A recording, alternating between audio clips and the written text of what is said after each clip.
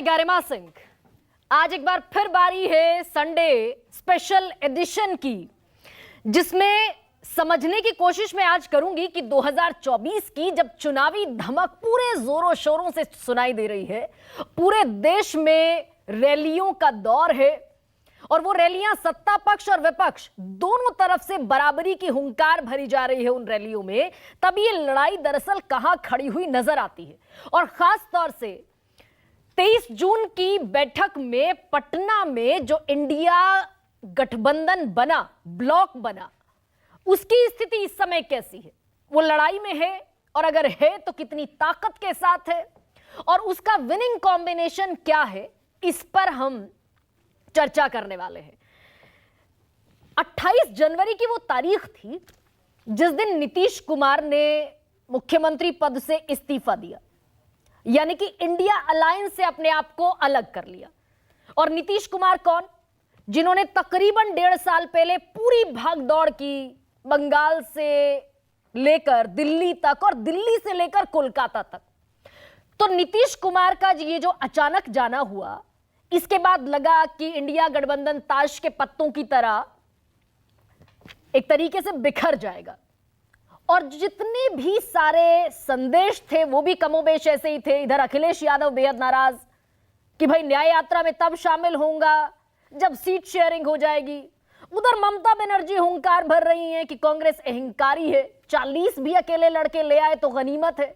जाने किस चीज का अहंकार है, हम अकेले चुनाव लड़ेंगे। टीएमसी के पास मादा है कि बीजेपी को अपने दम पर हरा सकती है।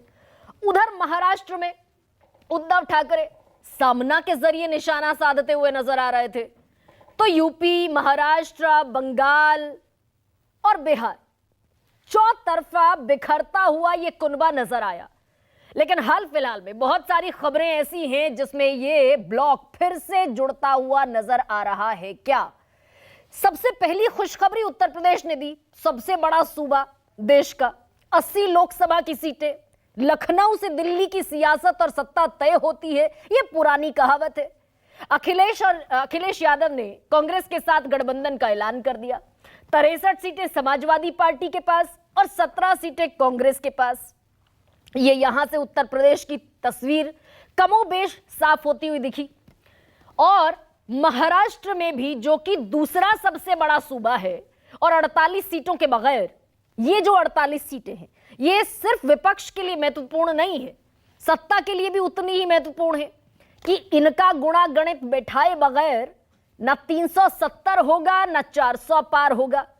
यहां पर फर्स्ट मूवर बनता हुआ इंडिया ब्लॉक नजर आया कि भाई शिवसेना के पास जो है वो शिवसेना 18 सीटों पर लड़ेगी, कांग्रेस 18 सीटों पर लड़ेगी, एनसीपी 10 सीटों पर लड़ेगी और वंचित बहुजन अघाड़ी वो शिवसेना के हिस्से की 2 सीटें, जो 20 सीटें शिवसेना के पास है, 2 सीटें वंचित बहुजन अघाड़ी को मिलेंगी।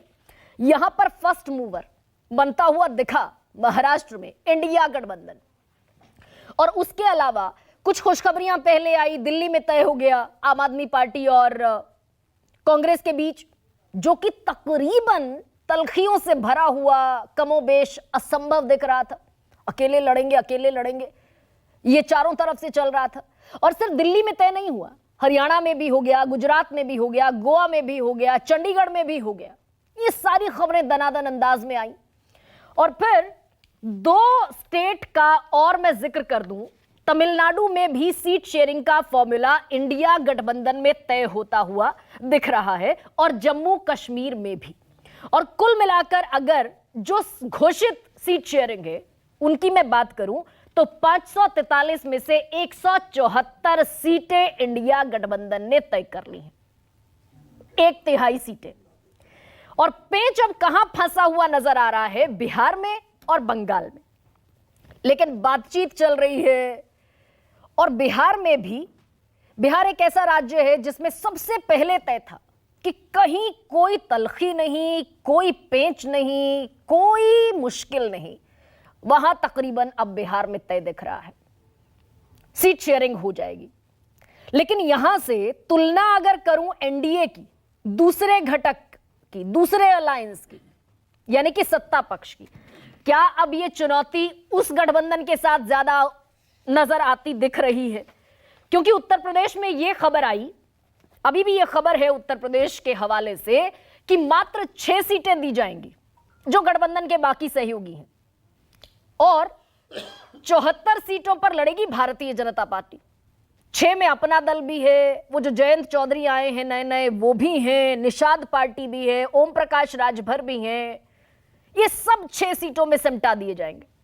हरियाणा की भी स्थिति यही है कि एनडीए में बीजेपी 10 की 10 सीटों पर लड़ेंगी, यानी कि जो जेजेपी दुष्यंत चौटाला की पार्टी मुख्यमंत्री बनाकर मनोहर लाल खट्टर को बैठी हुई है, उसके साथ गठबंधन बीजेपी नहीं करने के संदेश और संकेत दोनों दे रही है। यह हरियाणा की स्थिति है। और अलावा इसके दिल्ली में भी 4-5 सांसदों का टिकट कटना तय माना जा रहा है। तो इस तरह की स्थितियां अब एनडीए के साथ क्या ज्यादा पैदा होती हुई दिख रही हैं, क्योंकि भाई जयंत चौधरी को 7 सीटों का ऑफर था इधर से इंडिया गठबंधन से, 2 पर मानेंगे क्या? निषाद पार्टी और ओम प्रकाश राजभर उत्तर प्रदेश में बड़े लंबे समय से हल्ला कर रहे हैं, इतनी सीटें, क्या वो एक सीटों पर राजी होंगे? हरियाणा की पार्टी दुष्यंत चौटाला की गठबंधन बनाकर रखेगी इस स्थिति में कि अकेले चुनाव लड़ेगी बीजेपी, या फिर छिटक जाने का खतरा भी है? महाराष्ट्र में अजीत पवार को क्या देंगे, एकनाथ शिंदे को क्या देंगे, जितने कांग्रेस के टूट कर आए उनको क्या देंगे? तो बहुत सारे सवाल अब एनडीए के सामने भी खड़े हैं। और मैं अगर इंडिया ब्लॉक से 2 चेहरे निकाल दूं, जयंत चौधरी और नीतीश कुमार, तो ये लड़ाई क्या वाकई लड़ाई में है? आज रविवार को यही सवाल मैं पूछने जा रही हूं। और आप जानते हैं कि रविवार को हम किसी भी राजनीतिक नुमाइंदे की शिरकत नहीं कराते। आज सारे ज़हीन पत्रकार मेरे साथ होंगे, बड़ी बारीक नजर वाले, महीन समझ वाले, जो हमें समझाएंगे गणित किसका दुरुस्त है और क्या इंडिया गठबंधन का गणित बिखरते बिखरते संभलता दिख रहा है। तो मैं रखती हूं आपके सामने आज का सबसे बड़ा सवाल।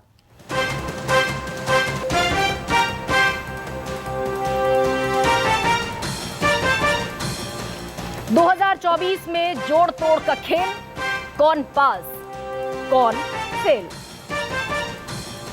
और 400 पार का माइंड गेम, इंडिया कर पाएगा खेल?